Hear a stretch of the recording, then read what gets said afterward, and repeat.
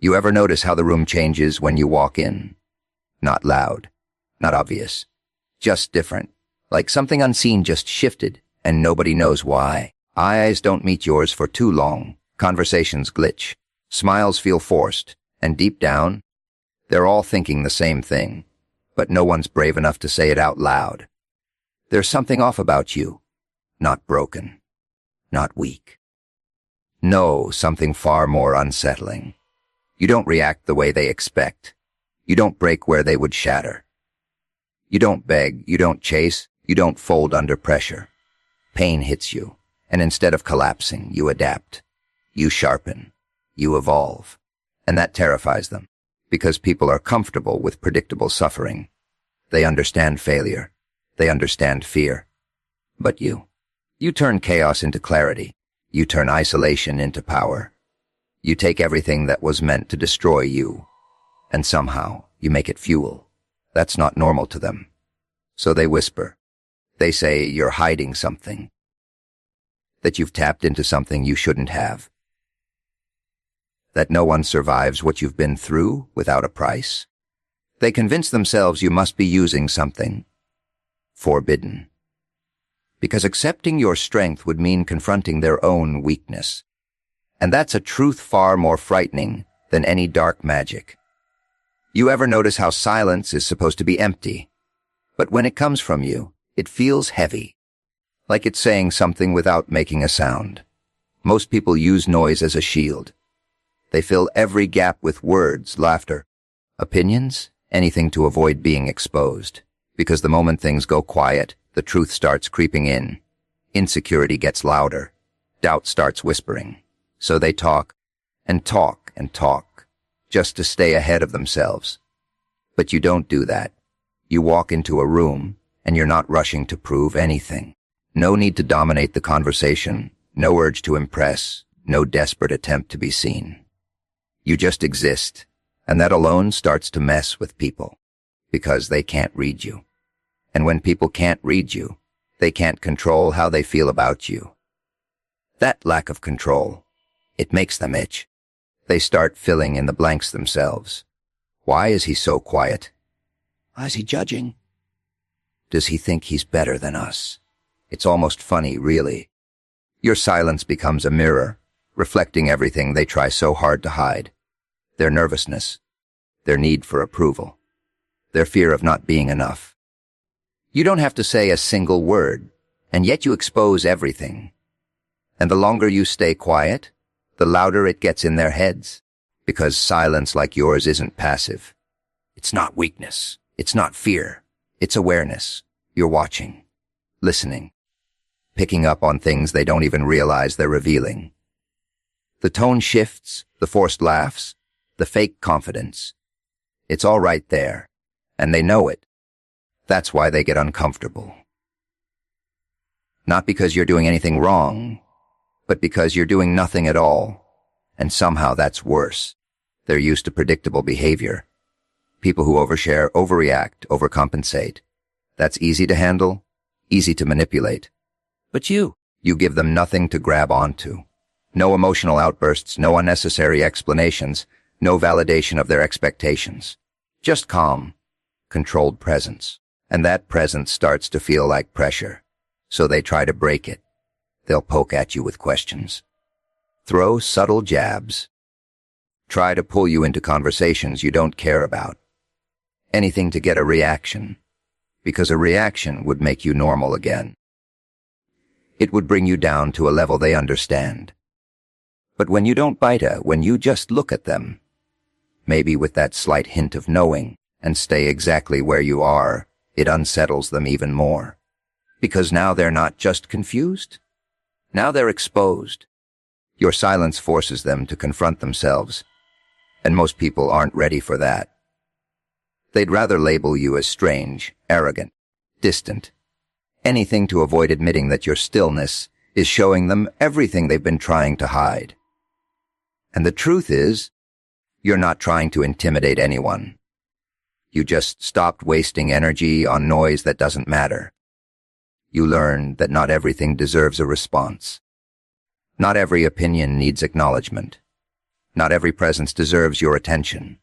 And once you realize that, silence stops being empty.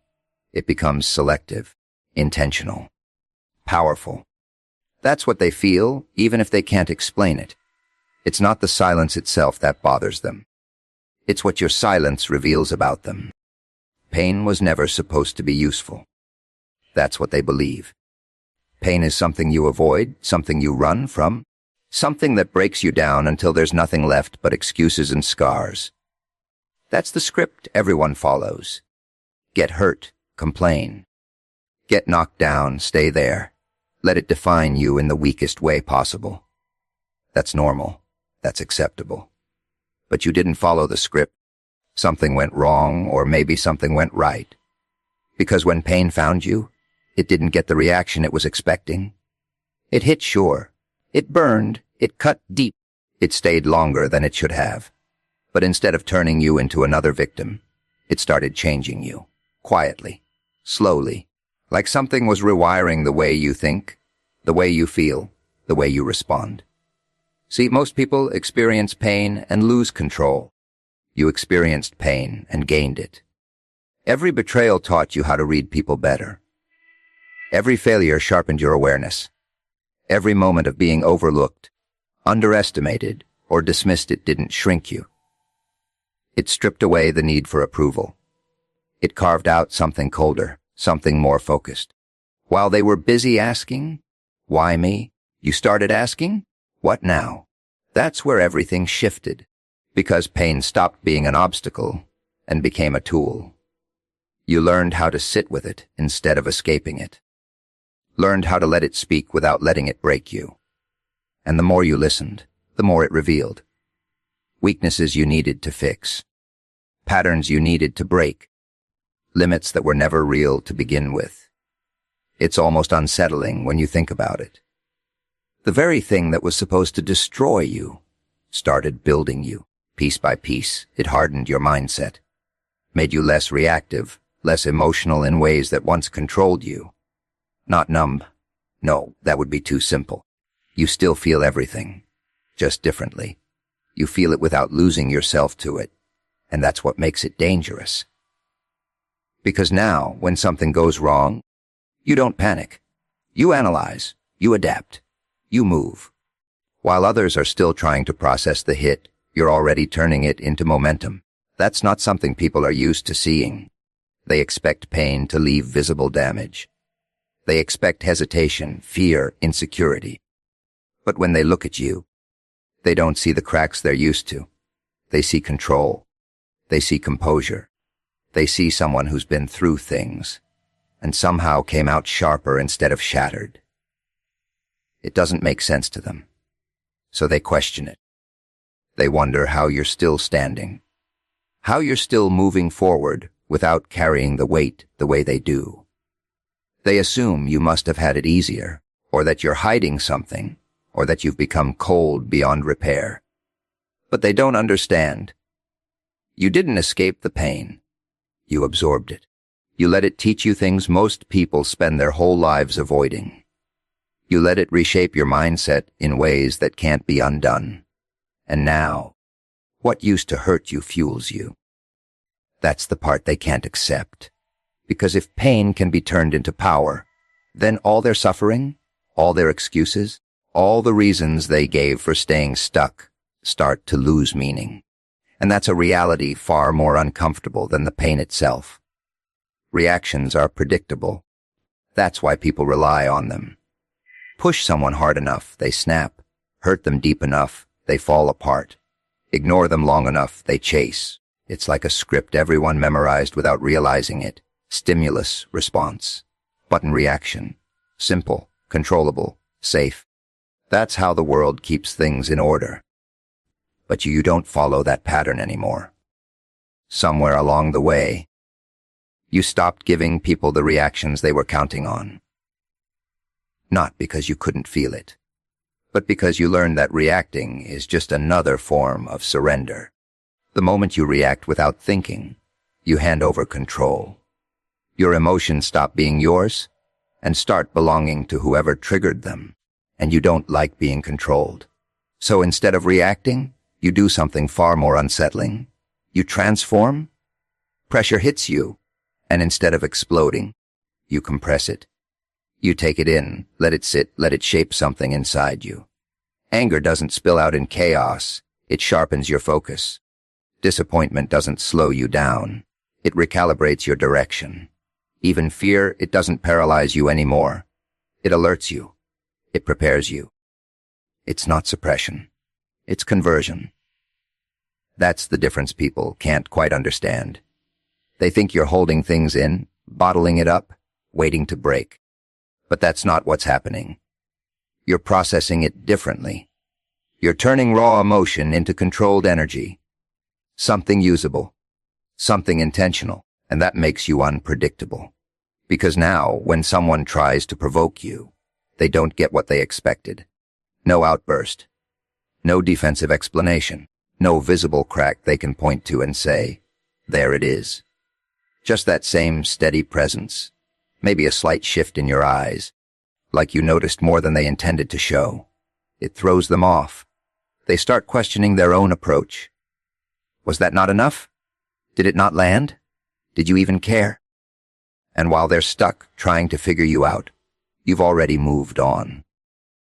Internally adjusting, learning, evolving from the moment they thought would break you. That's the part that feels unnatural to them, because transformation isn't immediate. It's quiet, invisible. There's no dramatic display, no clear signal that something changed. It happens beneath the surface, where no one's looking. And by the time it shows, it's already too late for them to understand how it happened. They only see the result. They see someone who doesn't crumble under pressure, someone who doesn't get dragged into emotional chaos, someone who can take hits, real hits, and somehow come back more refined, more focused, more dangerous in a way that doesn't need to announce itself. And that absence of reaction, it starts to feel like control. Not over others, but over yourself, which is something most people never truly achieve. They're used to being ruled by impulse, by feelings that come and go without warning.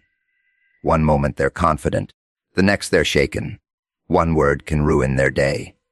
One situation can derail their mindset. It's constant fluctuation, constant instability. But you stepped out of that cycle. You created space between what happens and how you respond to it. And in that space, you built something stronger than any reaction could ever give you. Clarity. So now, when chaos shows up, you don't mirror it. You reshape it. And that's where it becomes unsettling. Because people can deal with reactions. They know how to respond to anger, to sadness, to fear. But transformation, that's harder to track, harder to predict, harder to control. It makes you feel like you're operating on a different level, like the rules don't apply to you the same way anymore. And maybe they don't. Energy is a strange thing. You can't see it, can't hold it, can't measure it the way you measure everything else, but you feel it, instantly. Walk into a room, and before a single word is spoken, something inside you already knows what kind of space you've entered. Weak, loud, fake, tense. It all leaks out of people whether they realize it or not. And yours doesn't blend in. That's the problem. Most environments are built on a certain frequency. Comfort, validation, repetition. People reinforcing each other's limits. Agreeing on what's realistic. Keeping things predictable so nobody feels threatened. It's a quiet agreement. Don't push too far. Don't think too differently. Don't challenge the structure that keeps everyone feeling safe. Then you show up, not trying to disrupt anything, not forcing your presence. Just being who you are, and suddenly the balance shifts. Conversations lose their rhythm. Jokes don't land the same. Confidence starts to look a little forced, a little fragile. Because your energy doesn't play by their rules. You don't seek approval in the same way. You don't chase attention. You don't adjust yourself just to fit into whatever mold the room expects. And that alone creates tension. Not loud, not aggressive, just enough to make people aware that something isn't aligning the way it usually does. It's subtle, but it spreads. People start second, guessing themselves. The loud ones get louder, trying to reclaim control of the atmosphere. The insecure ones shrink, suddenly more aware of how they come across. Even the confident ones, they start watching you, trying to figure out what exactly it is that makes your presence feel so different. And the truth is, it's not something you're doing. It's something you're not doing. You're not feeding into the same patterns, not reacting to the same cues, not validating the same behaviors. You're not laughing just because everyone else is laughing. You're not agreeing just to keep things smooth. You're not performing. And that lack of performance, it exposes everything. Because now the contrast is clear. Their energy starts to feel forced next to yours. Their confidence starts to feel dependent. Their mindset limited. And nobody likes having their limitations reflected back at them, especially without a single word being spoken. So they label it. They call you intense. Different? Hard to read. Maybe even a little off. Not because it's accurate, but because they need a way to make sense of the discomfort. A way to shrink what they don't understand into something manageable. But deep down, they know. It's not about you being too much. It's about them not being enough. Not enough in control of themselves. Not enough in alignment with who they pretend to be. Not enough to stand in their own presence without needing constant reinforcement from others. Your energy disrupts that illusion. It breaks the rhythm they rely on to stay comfortable. It introduces a standard they didn't agree to. And once that standard is felt, even for a moment, it lingers. It sticks with them long after you're gone, like a quiet reminder that there's another way to exist, a way that doesn't depend on approval or noise or external validation. That's what makes it unsettling. Because you're not forcing change. You're just making it impossible to ignore. Control is comforting. People don't admit it, but they crave it. Not just over their own lives, but over others. Over reactions, outcomes, perceptions. They want to know what to expect, how things will play out, where they stand. It makes everything feel stable, manageable. If they can predict you, they can relax. If they can influence you, even better. That's how most interactions really work. Quiet exchanges of control, subtle pushes and pulls. Everyone trying to keep the upper hand without making it obvious. And most people make it easy. They reveal themselves too quickly. Show what triggers them, what excites them, what breaks them. It's all right there, laid out without even realizing it. A few words in the right place, a certain tone, a bit of pressure, and you can guide their behavior like turning a dial. But you don't give them that access. And that's where the discomfort begins. Because when someone can't figure you out, they can't position themselves around you. They don't know which version of themselves to present. Friendly? Dominant? Funny? Careful? Every approach feels like a guess, and people hate guessing when it comes to control. So they test you. Little things at first. A comment to see if you react. A shift in tone to see if you follow. Maybe a subtle attempt to provoke, just enough to pull something out of you. They're not even fully aware they're doing it. It's instinct. A need to map your limits, to find your edges, to understand how far they can go. But every time they push, nothing predictable comes back. No easy reaction. No clear pattern. Just that same steady presence. Like you're watching everything without being affected by it. And that's when the tension builds. Because now it's not just curiosity. It's loss of control. They start feeling it in small ways at first. Conversations don't go the way they planned. Their usual tactics don't land. The things that work on others don't work on you. And suddenly, they're the ones adjusting, the ones second, guessing, the ones trying to regain footing in a dynamic they don't understand. That shift, it unsettles them more than anything. Because control isn't just about power, it's about security.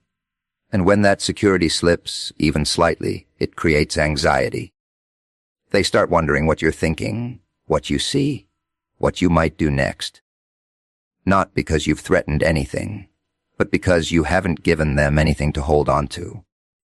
You exist outside their expectations, and people don't like what they can't contain. So they create explanations.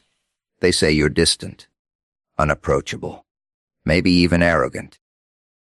They convince themselves that you're the problem, because that's easier than admitting they don't know how to handle you.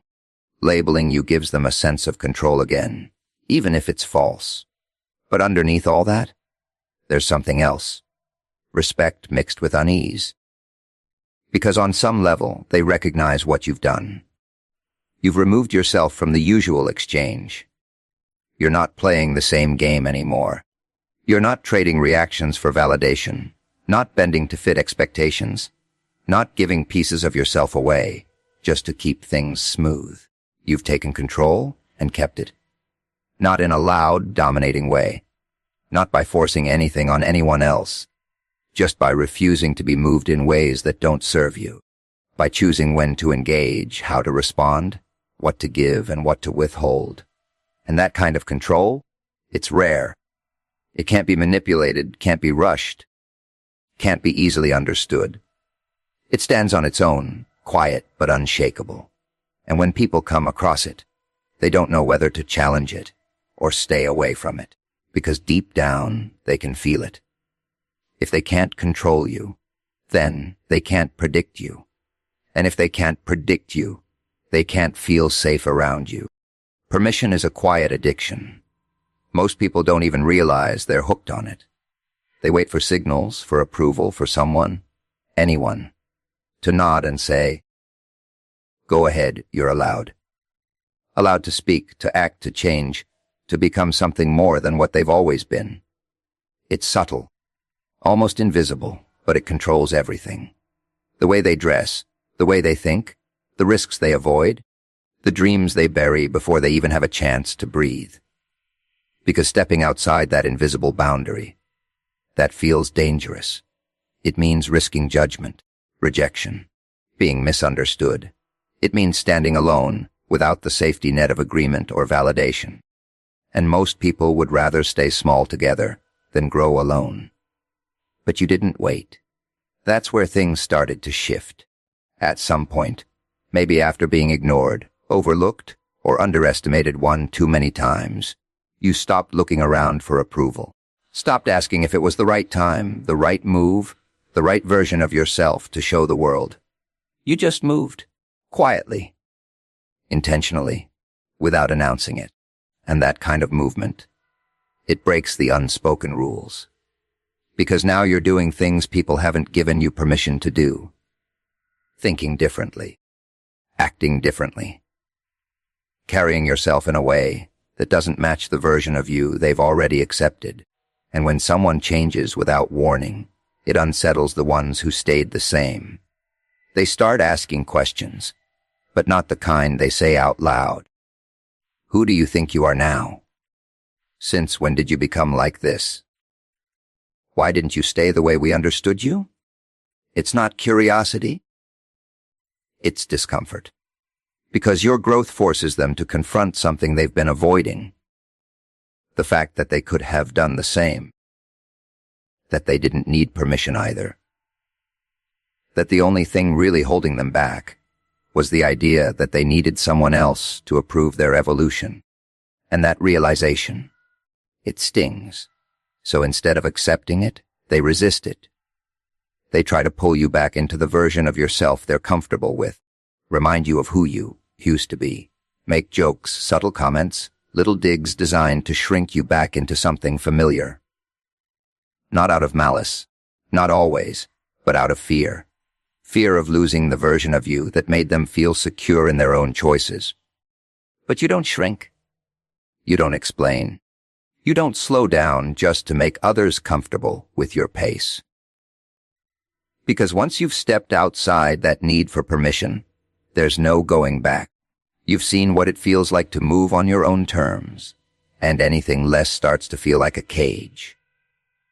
That's what they don't understand. To them, growth is something that should be gradual, visible, agreed upon. something that fits within the boundaries of what's already been accepted. But you bypassed all of that. You didn't ask for validation. You didn't wait for consensus. You just decided and followed through. And that kind of decision, it feels unpredictable, uncontrollable. Because now they can't anticipate your next move. They can't guide it, influence it, or shape it to fit their expectations. You've removed yourself from the system they rely on, the one where everyone checks in, aligns, and stays within the same invisible lines. You crossed those lines without hesitation, and now, every step you take reminds them that those lines were never real to begin with. Limits are comforting illusions. People build them early, piece by piece, stacking them like invisible walls around their own potential. I can't do that. That's not for someone like me. This is as far as I go. It sounds logical, responsible even, but it's mostly fear dressed up as reason. And once those limits are in place, they become part of identity. Something to protect, defend, justify. Because if those limits aren't real, then what's been holding them back all this time? That's a dangerous question. So they stay inside the lines. They measure themselves against what's been done before, against what others expect, against what feels safe. And as long as everyone around them is doing the same, it works. No pressure, no discomfort, no reason to question anything. Then you show up, and you don't respect those limits. Not in a loud, rebellious way. You're not trying to prove a point or break rules for attention. You just don't see the walls the way they do. Where they hesitate, you move. Where they doubt, you act. Where they stop, you keep going. Not because you're reckless, but because you've already questioned the boundaries they're still obeying. And that creates a problem. Because now, your existence starts to expose something they've been avoiding. Every step you take beyond what they consider realistic becomes a quiet contradiction to everything they believe about themselves. You're not just moving forward, you're dismantling their excuses without saying a word. They watch you, trying to make sense of it. At first, they look for explanations that keep their limits intact. You got lucky. You had help. You're different. Anything that allows them to keep their walls standing. Because if they admit that you're operating without those limits, then they have to face the possibility that their own limits were never necessary. And that's where it gets uncomfortable. Because now it's not about you anymore. It's about them. About the chances they didn't take, the risks they avoided, the versions of themselves they buried, because it felt easier to stay within what they already understood. Your progress becomes a mirror, reflecting everything they chose not to confront. And mirrors like that. People don't like them, so they push back. They downplay what you're doing. Call it unrealistic, unsustainable, even foolish. Not because they truly believe it, but because they need to believe it. If they can label your actions as extreme or abnormal, they can protect their own comfort zone. They can keep telling themselves that staying where they are is the smarter choice. But deep down, something shifts. Because no matter how much they try to explain it away, they've seen it now. They've seen someone move past the boundaries they thought were fixed. They've seen what it looks like when someone refuses to be defined by invisible rules. And once that image exists, it doesn't go away. It lingers. In quiet moments, in passing thoughts in the back of their mind when they're about to say, I can't. There's a hesitation now, a crack in the certainty they used to have. A small, uncomfortable awareness that maybe, just maybe, those limits weren't as solid as they believed. And that's where your real impact lies. Not in proving them wrong, but in making it impossible for them to fully believe their limits again.